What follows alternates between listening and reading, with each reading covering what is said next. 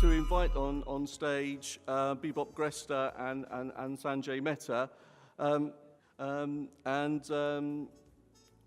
This should be a very stimulating session. We did it in 2016 where we had this up-close and personal interview with distinguished guests. And I think this session around the Hyperloop project will be very interesting. I'm sure it's something that most of you are aware of through the news, but I think it's an opportunity to perhaps find out a little bit more about it. Bibop Gresta is the chairman of Hyperloop Transport Technologies. He leads a team of 800 professionals in 40 countries, pioneering new and innovative technology in a collaborative business environment. Before Hyperloop, Bibop co-founded the influential startup incubator Digitalmatics, which has served as the catalyst for launching more than 70 companies. Sanjay Mehta is the chairman of S1 Capital and has got more than 25 years' experience in proprietary fund management, investment banking, mergers and acquisitions, and got a wealth of experience in the maritime transportation, port infrastructure field. He's led financing and M&A transaction in excess of $12 billion, and since 2014 he's chaired his own family trust fund, S1 Trust. He's independent director and member of the risk committee on the board of Steamship Mutual Limited, and is also an independent board member of American Bureau of Shipping. So before we actually move on to the up-close and personal session, before we start, here's a small video of Hyperloop Transportation Technologies in Abu Dhabi. Here in Abu Dhabi will be the first piece to the puzzle, the first step towards reality, to revolutionize travel, a revolution driven by sunshine and magnets, at speeds more common to air travel than ground travel. It's called the Hyperloop, and it's no longer a dream. It's being built by Hyperloop Transportation Technologies. And the first 10 kilometers will be right here in Al Ghadir, along the border of the Emirates of Abu Dhabi and Dubai, in the El Maktoum International Airport, near Expo 2020. The first piece to the puzzle is about to become a reality.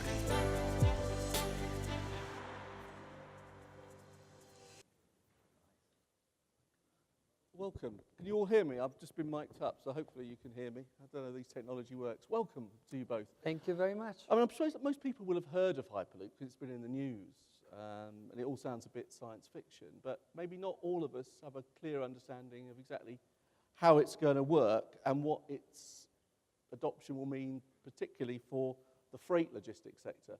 Bibop, do you want to give us a little bit of a flavour as to what the technology involves and what it will mean for us in this room, people involved in shipping and freight? Yeah, first I hope that, especially after the news that you probably read, the thinking about, this being science fiction is gone. Now we're building, we're starting in 11 countries. 3 of them went into a commercialization of the project, so we are way past the feasibility phase. Now we are actually building. The concept is very simple. Imagine a capsule full of people. You put this capsule inside the tube. You suck out the air from the tube so there's no resistance. And now you can move the capsule from point A to point B at almost the speed of sound using a tiny fraction of the energy. Now the concept of the Hyperloop for everybody was about speed because it's very easy to do headlines with that. But in reality, our Hyperloop, the original Hyperloop, is not about speed, it's about efficiency. We focused our development not only on the very nice consequences that by not having friction you can go fast, but we focused on efficiency, on how we can produce energy in a very efficient way and how we can consume a tiny fraction of the energy in respect of a normal freight system or a normal passenger train in order to have profitability. And this has a tremendous impact in the model that we use to develop and implement this technology, because actually we do PPPs that for the first time makes money. That's not typical in our infrastructure world. And in the second element that is very important, how you can build a new generation of infrastructure that doesn't destroy our terrains. It doesn't has the dramatic consequences that a usual infrastructure project has, that diminish the value of the land and has a very negative impact in terms of the carbon footprint and the consumption model that we have in general. So we worked on putting together the best minds in the planet. Also, the way we are building an Hyperloop is very particular and interesting. Because instead of raising as much money as we can and then spending as fast as we can, we used an approach that is completely new. We did a call to action, and we said, whoever wants to join our team, we give stock options of the project. And a wave of incredible talents applied to join the team, retired scientists, top engineers, people from NASA, Tesla, SpaceX, Boeing, Aerospace, Lockheed Martin, MIT, Stanford. We have more than 900 people now working from 42 countries. And this is the incredible, I think, reality that the Hyperloop brought in the table. That is the complete innovation on how we saw the creation of this company and how we executed into what is now the fifth mode of transportation. Now, in the next few months, we are passing through the detailed design phase, and then we hit the ground in Abu Dhabi. For the Expo 2020, we will have 5 kilometers of a full-scale prototype with the first capsule that we just delivered in Spain, and then we will be transported in Toulouse, in France, where we are doing the ultimate assembly and testing. So we are now in the verge of the start of a revolution in transportation that has immediate consequences also on the freight market. Imagine if you're able to actually build offshore platforms and then unload the ship automatically and then ship it on the ground without even the need of the port. So we are looking at very seriously on how to implement this technology on the freight industry, and the numbers are astonishing. I mean, one thing that occurs to me is that the key unit of transportation for most freight is the container, the 20-foot container. 20 freight per 8, 40 per 8.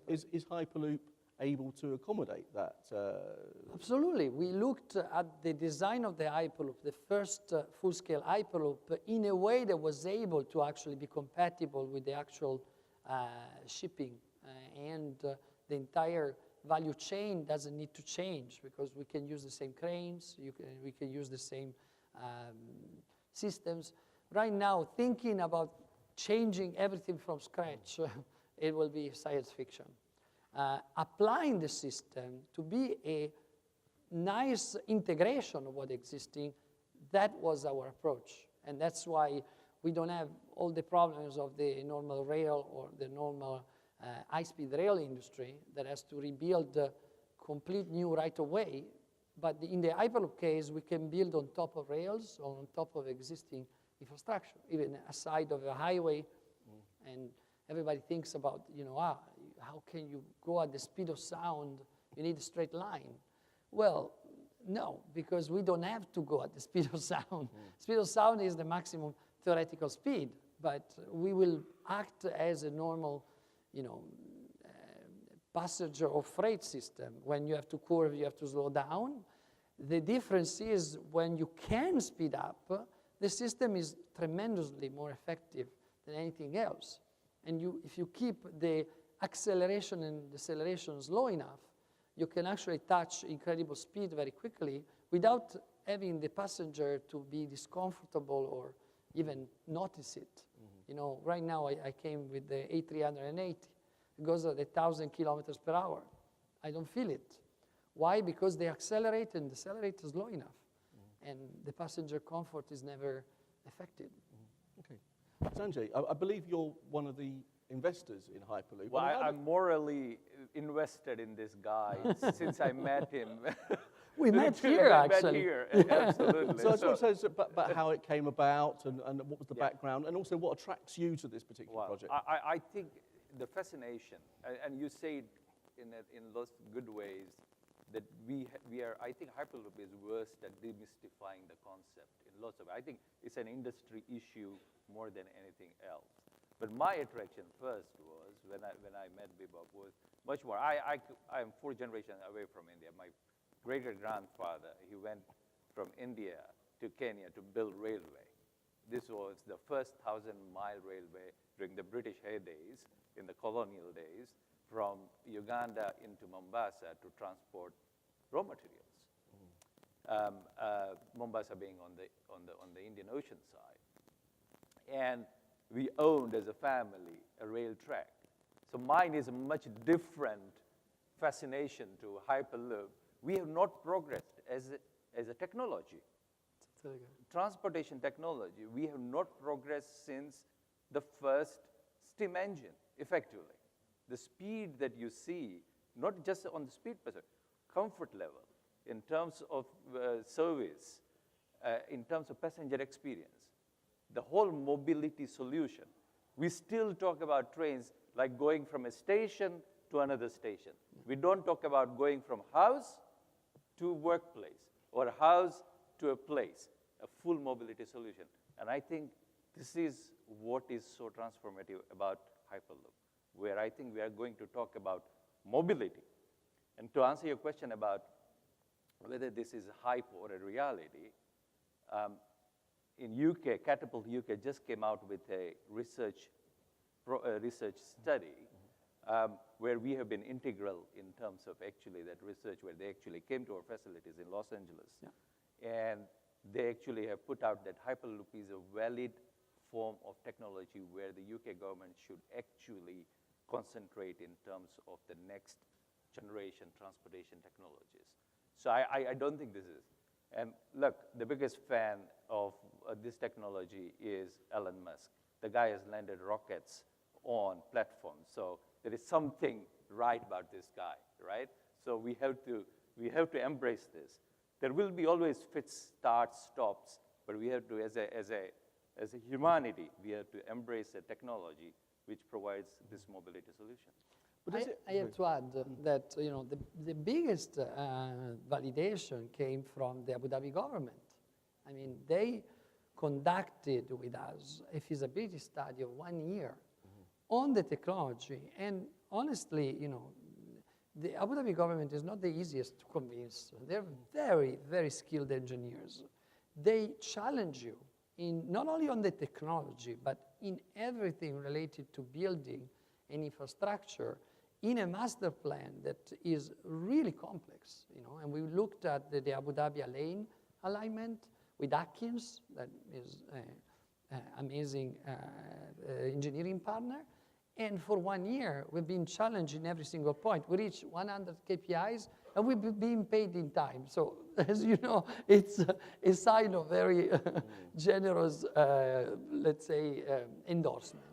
So I think, the next phase that we immediately followed by the feasibility study was actually start the construction and going into implementation in the Al Ghadir project with 2 of the best partners you can have in the region, Al Dar, that puts the land, and Dar Al Sam, that actually invested a consistent amount of money to do our detailed design. So I think, the validation comes also from the work that has been done on the ground with governments to actually bring this technology to fruition. I mean, obviously, the technology, you're convinced it works, but I wondered as an investment opportunity. I mean, obviously, it's quite, a lot of money is going to be required to develop Hyperloop networks.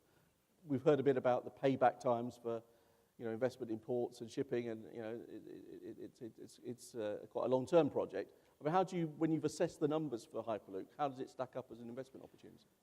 So the numbers that are coming out from feasibility studies are surprising even me, because I was a super fanatic of the long distance and the high density population. In the case of the Abu Dhabi line, for example, we were talking about maximum 80,000 people traveling every day between Abu Dhabi and Al. In a situation like that, you would think you will never recoup the investment in anything, especially in high-speed lines. In reality, the numbers showed us that we can recoup the investment from 11 to 15 years, only applying a ticket of 70 dirham. That is basically what they pay now for a bus ride between the two. If you analyze a Karim, you will pay 350 dirham. But unfortunately, 60% of the people that are moving between the cities are workers, so you can't charge more than 70 dirham. And it comes out to be profitable even in a scenario like this. So the Hyperloop, it's an extremely efficient system that can work even in low-density population. And this was the biggest surprise for me in terms of results. Applying 25% of contingency because it's a new system. So in terms of investment, I think, this can change everything.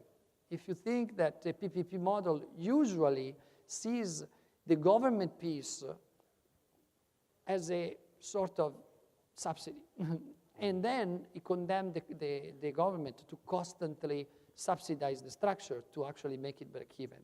In the Hyperloop case, you can recoup the investment, both sides, the private sector and the public sector, and then you can even think on a fee from the infrastructure to the government to actually run the system. It's like a reverse subsidy.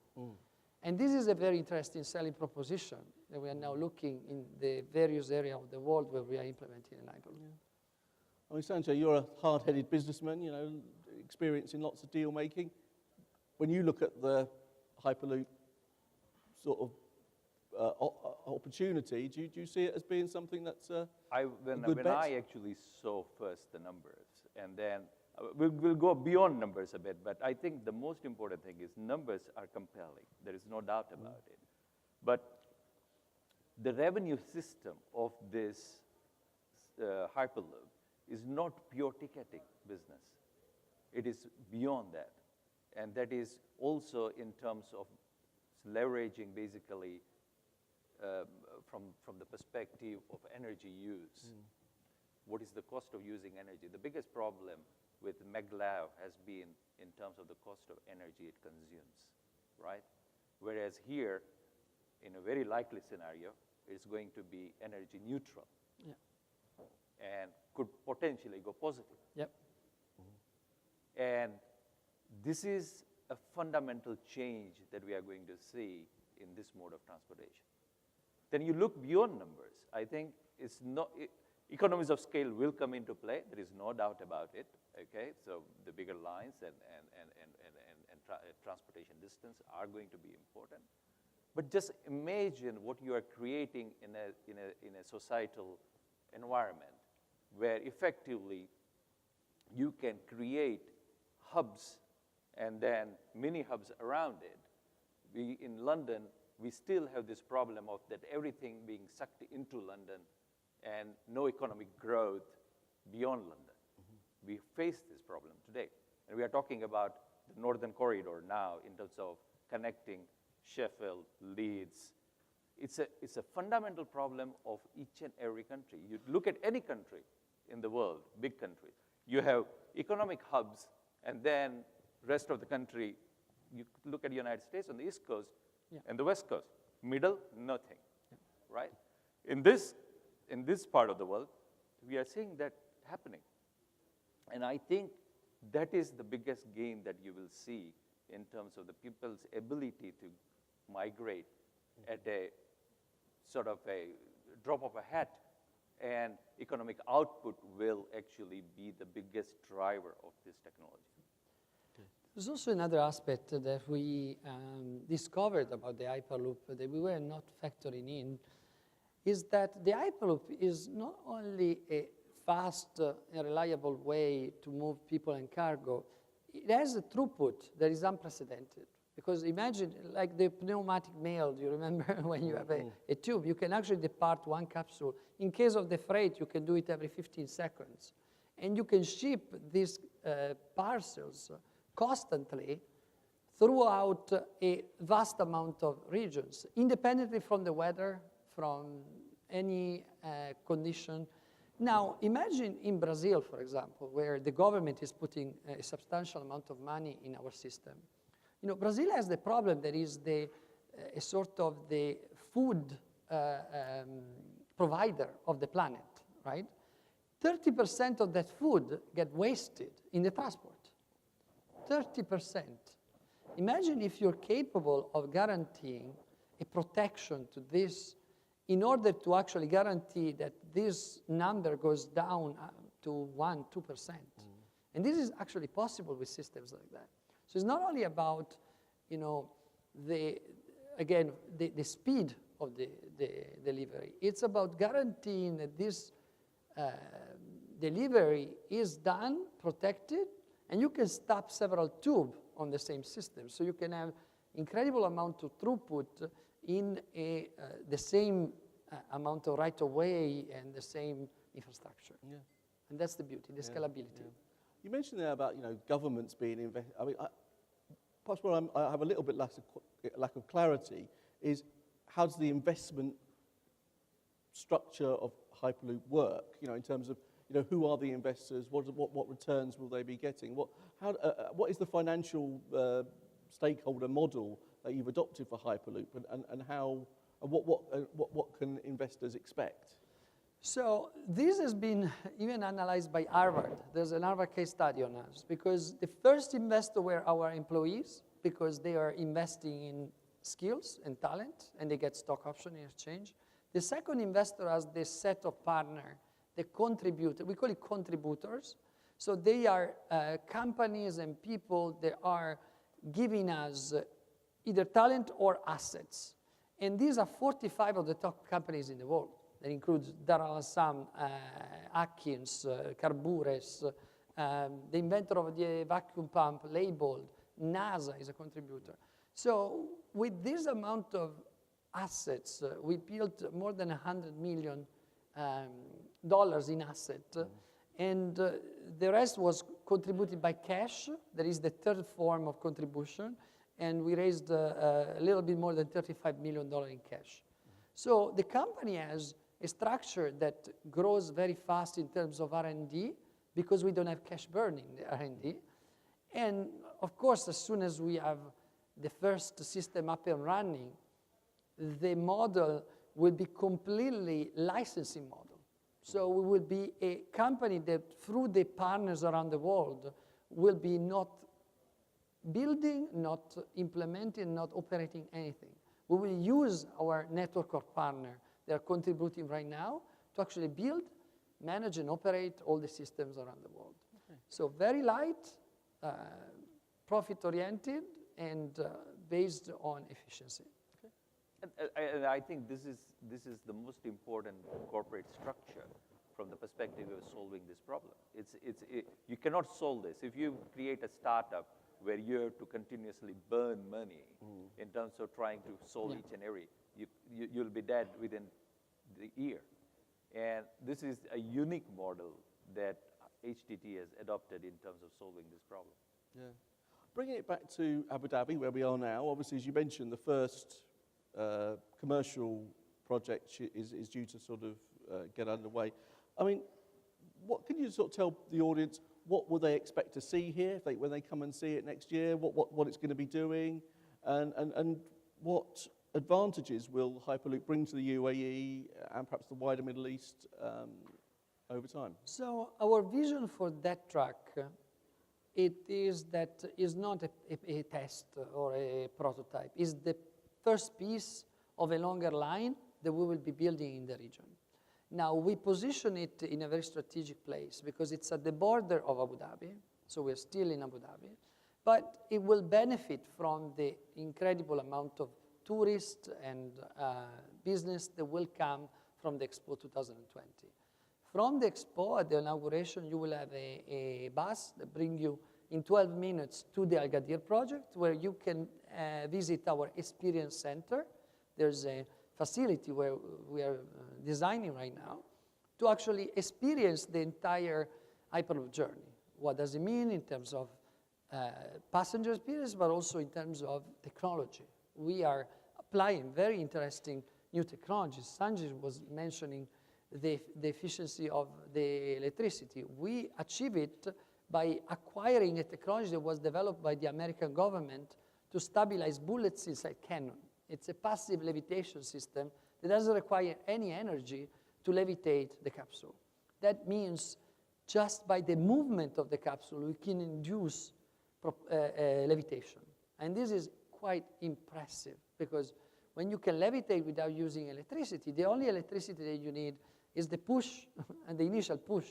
Because you are in a vacuum, almost vacuum, from 1 to 10 Pascal, you're basically in space. You're floating for miles without any friction and without the use of any additional electricity. So what you see there in Abu Dhabi is a visitor center where they experience all the journey, and then they can actually embark and do the first ride. Of course, if the regulation catch up, because I hope we will be able to actually implement the regulation in time for the Expo. If not, we will still run the system and do our demonstration, but without the visitors to actually ride the system. But this will be the first of a longer line that will connect there for the airport. That's our intention in here. So this time next year, we may be able to get our first glimpse of... Next year, you will see tubes and the capsule and all the system in assembly. The year after, you will the year after. So it's 2020. 2020. Okay. And I mean, in terms of its ability to disrupt existing markets, I mean, what do you...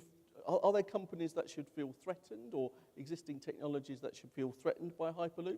Or do you see this as being a sort of complementary, evolutionary type of technology? So, of course, our model allows us to have the rail systems and the airline industry to actually partner with us to build an extension of their business model. Of course, they have to decide which side of history they want to be. For us, we are a complement. Of course, better technology, usually you never see technologies annihilate the others. We still have the radio. We still have the horses. There's still a big part of the population going around with horses. So I don't see one. I think there will be a specialization. The Hyperloop will be very specific and will serve a specific need. And but what I suggested to a lot of the rail industries and airline industries to actually embrace this technology, they will be the operator, they will be the builder of the next generation transportation. For a rail system, makes a lot of sense. They have the best value that we need right now to build an Hyperloop that is called right away. So they are the better suited people to actually manage and operate our lines. I mean, what's your analysis? Yes, is it disruptive? It's going to be disruptive. There is no doubt about it. But I think it will wake up some of the big monoliths that we have to say, okay, we have to move on. I think, as I mentioned to you, we haven't moved on since the steam engine days in terms of transportation. We still have the same rail tracks. We are still going on about how to go to HS1, and we are making 15-minute difference in terms of the time travel from what it was. I think we have to move on, and I think this will actually propel the industry. And as I said, it's a collaborative effort. Yeah. And it will jolt the industry to work together. I mean, do you think as well, in terms of linking up and connectivity between markets, we're going to see a big change as a result of Hyperloop? It's connectivity. Yeah. I think for countries like UK and in UAE, where there are major population centers, I think the connectivity is the most important thing. And the amount of time that we spend in travel to do is crazy. I think, I have no statistics here, but you just think about yourself. How much time do you spend in car, in train, in aircrafts? And if you add that up, I think it's going to be a significant amount of time in our lifetime. And that's as you where say, you're yeah, trying to solve. as you say, I mean, I think on my particular, where I live in England, you know, in 1950 it took 25 minutes to get from my town to London. Now it takes 35. So we've gone actual backwards. And you say the British government are spending 50 billion. I don't know what Yeah, it is. it's a $23 billion to 23 save 15 minutes. Yeah. But So there are signs of awakening. We're working, for example, with Talgo, the biggest train manufacturer. We are actually in final. I wasn't expecting that. We worked on a new concept of rolling stock using our technology. So the Hyperloop technologies are now applied to the train industry with Talgo, and we actually won the first phase of the tender to actually build the HS2. So it will be funny to think, and it will be significant, I think, to think that the HS2 will be built with Hyperloop technologies. yeah. Oh, you mentioned sort of railway companies coming on board. 3PL logistics companies, are they somebody that you think could be partners, or are they are they being a bit distant from you at the moment? Absolutely not. We have had discussion with Kizat, we've had discussion with Hamburg Port, and we are now discussing a giant project in Brazil. They won a tender to have our global headquarters for research and development in logistics. So they gave us a big building, a big facility, and a lot of money to actually develop all our freight solution. We have seen an increase of interest. My competitor has been financed by DP World. So there is a concrete step into this sector from the port, but also from the logistic industry. I think it's very smart. I think the logistic of the future has to deal with this new technology, and it can be a very good news because it can offer opportunities that were not seen before. Imagine to do just in time instead of inside the city among cities that are distant 1,000 kilometers. We can make it happen. We have a feasibility study in the Great Lakes area in US, where Ohio is the first state in America that put money on a project in Hyperloop, and that was my company. And it's actually, we will publish the results of the feasibility study in February, but there are big work in development to actually involve the Southern rail system and to actually connect the entire Great Lake area, Chicago, Cleveland, up to Toronto. So these projects are on the ground, they're in discussion right now, and there's feasibility study going on. So I invite everybody that is in the sector to contact us to discuss. We can do feasibility study. It's happening, Yeah. and it's happening very fast. And it's going to be transformative. The amount of time the containers spend, if you just think about it, the amount of time it spends on ship, whether it's coming from China or whether it is coming from India or whether it is coming from Africa, the amount of time it sits on a ship. And then the amount of time you have to handle before it actually goes to the industry or the consumer. Yeah. I mean, it's phenomenal. You have to find a solution for this. And it's all working capital, by the way, and it costs the consumer. Yeah. At the end of the day, the consumer is losing it out because if you have a 45-day transit period, you are actually financing 45 days worth of capital goods, and the consumer is paying for that. And that is what I think is so transformative about it. Yeah. And so I think the ports, particularly the container ports, are going to be a very, very critical partner for Hyperloop technology. This can be financed with cost saving. Just doing a very basic financial analysis, you can see, that you can recoup the entire investment in a few years. That's, I think, a tremendous opportunity for ports. Yeah. So just my final question before I answer questions from the floor is, imagine if we're sitting here in 10 years' time and I'm asking you, about Hyperloop. What would success look like? I mean, in terms of, if you fast forward 10 years, how would you judge yourself as being successful or not? What would you want to see in order to judge yourself as being a success? I know my business plan, 2,000 kilometers a year after the first system is installed. So that's for me a good start. So you'd want to see 15,000 at least kilometers of Hyperloop in Conservative, yeah. Yeah. How about you? What are you excited about in terms of? I'm just excited. I think everybody needs to realize this is happening. I don't think you want to sleepwalk into this. This is actually happening. People, it's a very similar story around, there will be resistance, there is no doubt about it. Whether it is from the government, whether it is from the industry, whether it is from people's inertia to anything new. We as human beings have an inertia to change. We don't like change that quickly, right?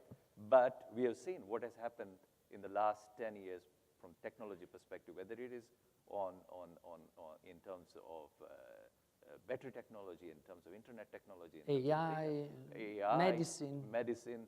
It is happening, and it is happening. So we all have to embrace as industry members to really make a success out of this. Okay. And it will happen. Thanks.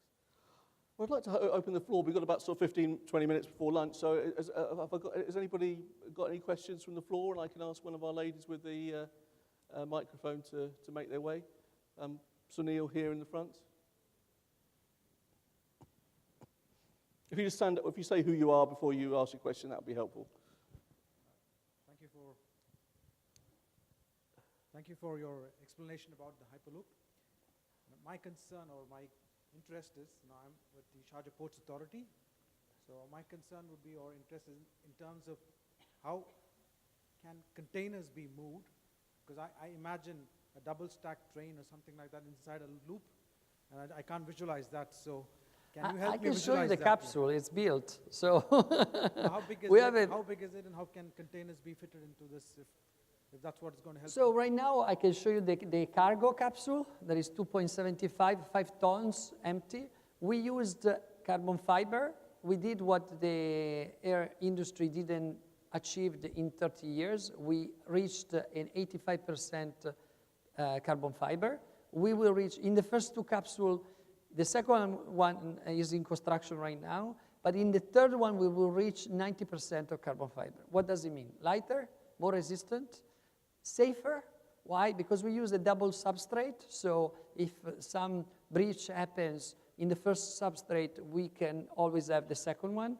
We use a special material that embed sensors. They are thin like air, so in the mesh, it can measure, there's 70 touch points, so it can measure everything, including in predictive analysis, if there will be a break or if it has to stop, how to stop it in a way that doesn't influence the cargo that is within. This is technology that we already have available.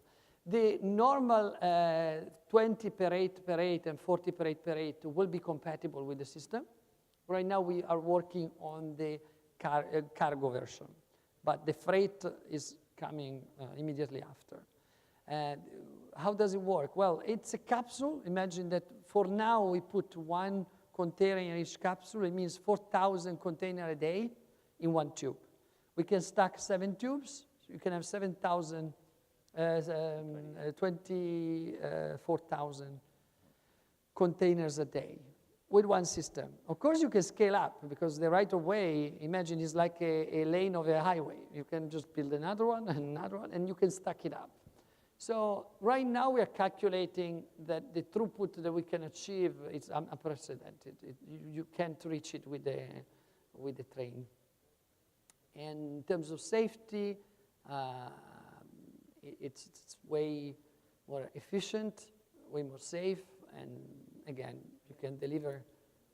And the energy consumption also should be less. You know, imagine that 1 ton, when you elevate it passively like this, is like you need an average energy like moving 70 kilos.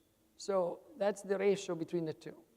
And energy will not be an issue because the efficiency of solar panel and the renewable energy that we use is going up, the cost is going down.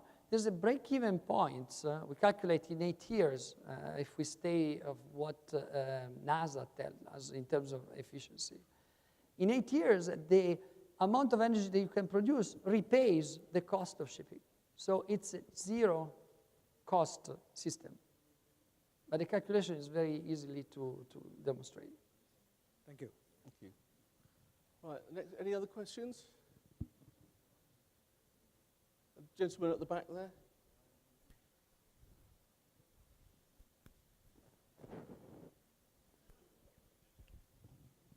Hi, good afternoon. It's Marcus Machin, Tufton Oceanic. Sorry, I'm getting old. I don't know if the You're not as old as doesn't me. seem to be turned up properly. Yeah. Marcus Machin from Tufton Oceanic. A question, I just wanted to pick up on Sanjay's point, that, and the example that you will be removing the 45-day transshipment time, or potentially doing so on containers. And am I right in saying that you've come to a shipping conference to say that actually the container lines are to be redundant? No, I didn't mean that, actually. What I meant was the amount of time the container actually spends. So if imagine unloading a container from a container ship, right? It comes alongside, so the crane operator actually operates, puts it on a trolley truck. Each container moves on a truck, goes to a container freight station nearby in a holding area. From there, it goes to another inland container depot somewhere, and then probably gets destuffed or whatever it needs to be done, and then it goes to the client. And our view is that is absolutely criminal in lots of ways, because the amount of time you are spending and the working capital you are tying up is crazy. If you use this system, then effectively it can unload straight away from the ship onto a Hyperloop line, which effectively straight away goes to the nearest container freight station that you want, or a potential hub and spoke system. So the idea is not to take away, I don't think we will be able to take away the container line system per se. But I have a different thinking around what is going to happen on that side. But this is really in terms of making efficiency gains. And presumably because of that, the hinterland of a port would increase in size. Is that another consequence, that the area that a port can serve economically would increase? Is that a reasonable proposition? Or you can smaller the size of the port. So right now you have, on the quayside, you have so much containers being stacked, right? And then it waits for a lift truck to lift it or put it on a rail track or onto a trucking system right now. I think if my calculation, right, you actually handle minimum 4 times before it ends up with the consumer, the container. From once it is offloaded from the ship. Good. There's also another thing to consider that is different from the normal freight industry moved by rail. You know, when you stack up a train of these containers, you move this from point A, then to point B, then to point C, then to point D. The problem is a fraction of this goes to point A, a fraction of this goes to point B. Extremely inefficient. In the Hyperloop, you have a small capsule. You put 1, 2 containers. Depending on the size of the capsule, you can do it. If you do it longer, you basically have to watch out the curvature of the tubes, right? So it's a factor of what you want to obtain, what is the terrain that you're building in. But the concept is extremely efficient because capsule A departs now and goes to point B, you know. The second capsule can go to point C. The third one to point D. And an artificial intelligence can control this process every 15 seconds and deliver what is needed on demand. That's complete revolution on the normal conception of delivery. Because now you have a pneumatic mail system, basically. You remember? Yeah, No? yeah. So you can switch as a normal rail, but it switches only when it needed with the goods that it needed. Yeah. And you can have an occupancy that is tremendously more high. You know, these ships are traveling almost empty for half of their time, you know, and that can be fixed. Yeah. Gentleman with his hand up there in the middle. If you stand up and say what your name is and then ask the question. Khalil Frey, Treasurer for International Maritime Industries.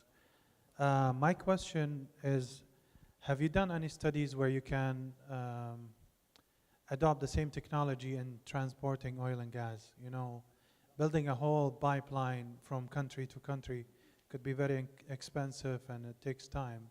So if the same technology your technology is used, I don't know if it could work over oceans or how long it could go without any environmental damages, of course. Honestly, between me and transport oil you, and I gas. don't see it.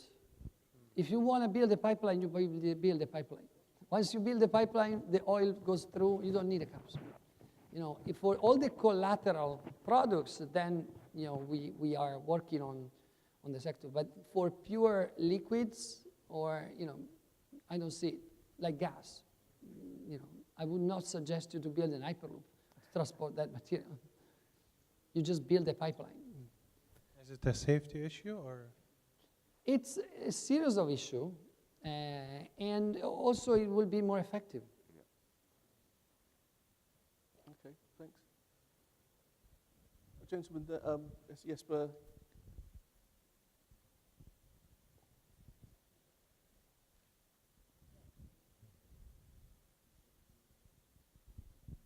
I hate to say, Sanjay, but I think you're being very conservative here. I see this product as a revolution. We are a bunch of dinosaurs in this industry. We have not changed the way we move a box in 60 years since it was first invented. What is wrong with thinking that in 50 years from now, we will have hyperloops around the world moving cargoes, not necessarily boxes, between China and Europe, and that would indeed make the container ship that we see today redundant. Would that not be a possibility in 25, 50 years or so? So we should really be talking when rather than if. Well, I thank you. I have the responsibility to be the optimist because I founded the company. But in reality, we need to be very realistic, right? When you're talking about disrupting industries, well, usually we need to be very pragmatic and really following steps in which, you know, disrupting industry means also leaving thousands of people on the street without a job, and, you know, thinking about really the benefit of technology doesn't have to impede, you know, our way of living. So we are very conscious about this. You know, I have the responsibility to design something first that doesn't destroy and consume our resources. Second, it doesn't destroy, and really by improving humanity, you actually destroy another part of it. And I know that this has a tremendous impact. I think how we are doing it is the right way. That is involving the best minds in the planet. Every industry, we have experts from all the fields that, I'm not saying we know everything, but we have the best minds involved to solve the problem without creating another 10. And that's our approach. I wish we have, in 25 years, entire planet connected by the Hyperloop. We have the technology to do that, but I'm also aware that humans is a strange animal and built our society in a while. Now we have technologies that can disrupt everything, but we need to use it in a very, very cautious way. And I think that's what we are doing. And any help, by the way, is welcome. The model that we built is that every one of you can be actually a contributor in terms of minds, asset, or money. And we're very open to hear everybody. Yeah. I think, just to answer your question, slightly digress, but it's a trade conference, so I have to give you, I have a very dear friend of mine who sold his container line company last year for lots of dollars. You guys all would know it, which one it is. We sit on the same board, and we were chatting about it, and I said, why, I mean, it was in the family business for 2 generations, and I said, why did you sell it? And his view was quite interesting, and it sort of resonates to some extent. Are we going to make a container redundant? And his view is that the way the technology is moving and the way people are requiring just in time and the way the delivery systems are improving, like people like Amazon and everything, all goods, it wouldn't be surprising at all that we will be going away from the current model of where we have big sort of centers of production.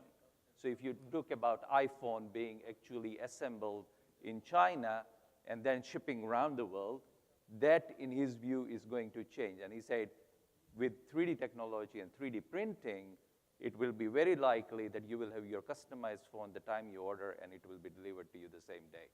And it is very likely that production will actually happen in the country that you are in.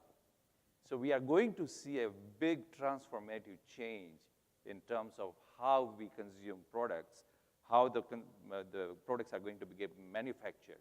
So rather than the current model, which people think is archaic, of actually concentrating in doing production, because of the economies of scale in certain countries, it will be 3D printed in your own country shore. And that will take away lots of containers out of business. Interesting work. Gentleman here? Thank you. I have a question about the payback period for this project in terms of taking into account the huge infrastructure needed and the maintenance of solar energy and the availability or adequacy of solar energy everywhere worldwide. So usually when we talk about numbers, I hate to be generic because, you know, numbers, I take numbers very seriously, you know. In the average feasibility studies that we've seen recoupment of India that are around 5 years to recoupment of 15 years. So there's a range. But the most interesting question, I think, is not the recoupment only, but it doesn't need subsidies to be recoupment, and there's a real business model behind it. And the answer is yes on the model, but no on the subsidies. We don't need governments to put money on the system. This is the most important thing, because when we build something that is a business, because infrastructure right now is not a business if it's not subsidized, we changed completely, radically how we see infrastructures. You know, the system can recoup the investment and can recoup and can scale up to meet the demand of the future. But most importantly, it can attract private investor and can finance, after the recoupment period, other activities. As I told you, I foresee the infrastructure of the future not to be the black hole of the GDP like today, but being the source of financing for the rest of the industries. And the Hyperloop is the first of a series of infrastructure will be built in this way. Okay, thank you. I could take a couple more questions before we break for lunch, if anybody's got any puzzle.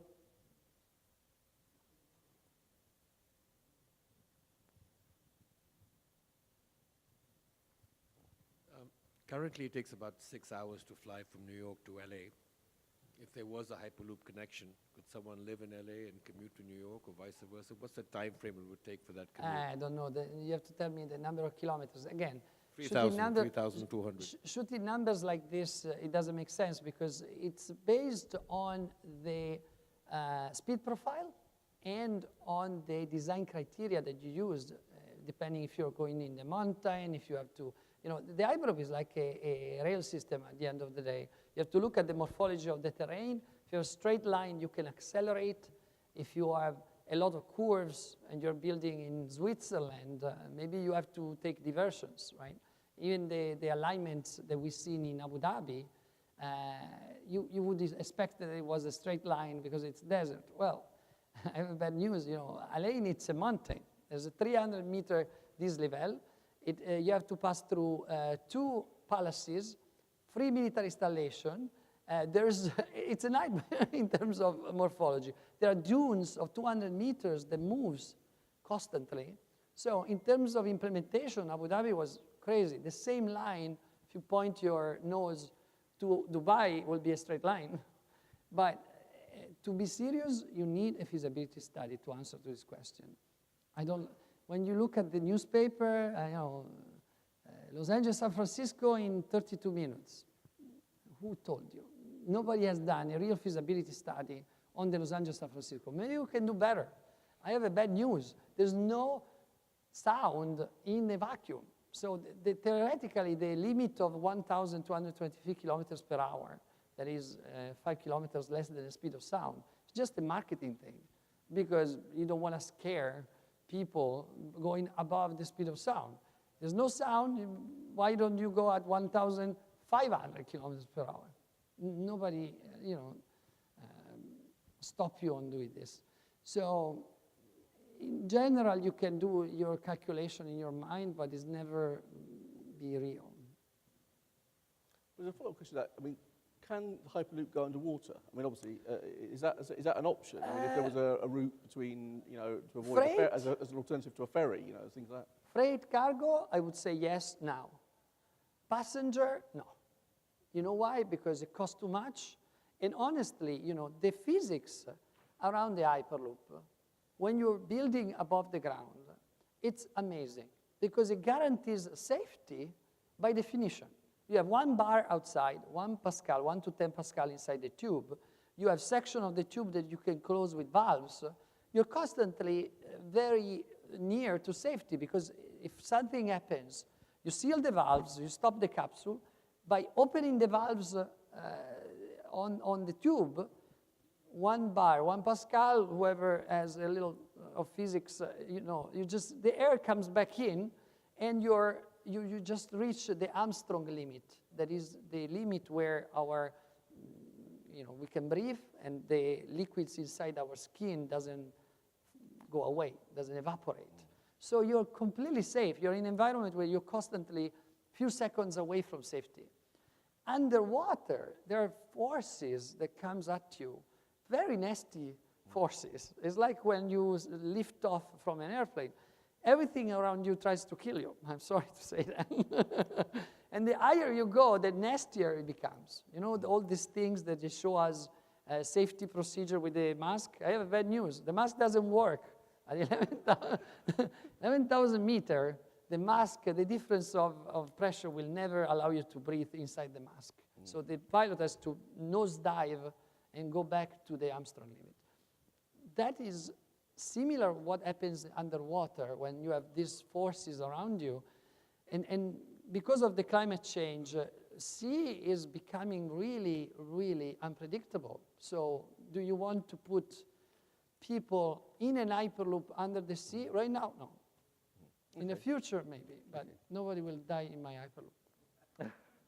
Okay, so any more questions of our 2 speakers? I think people are hungry. I think they're hungry. I think we've had a fascinating discussion. I think I think the message I take away, this is going to happen. The extent to which it happens, obviously, is a crystal ball. But if it has the development, the benefits that you say, it seems to me, it will take off worldwide. Because it is going to offer generic, and the modelling that you're doing with licensing and so on does seem to enable it to ramp out quite quickly. Perhaps just one sort of final comment. I mean, what would you like to see happen? What's your message to other people in this room, people generally? What do you want to see more people getting involved in it as investors, as in participants? And what's your message to people? We are the phase of implementation. So of course, money are useful because they speed up. And right now, being a crowdsourced, crowd-powered company is useful because you have a very low cash burn. But again, when you have money on the hand, you can build faster, you can build,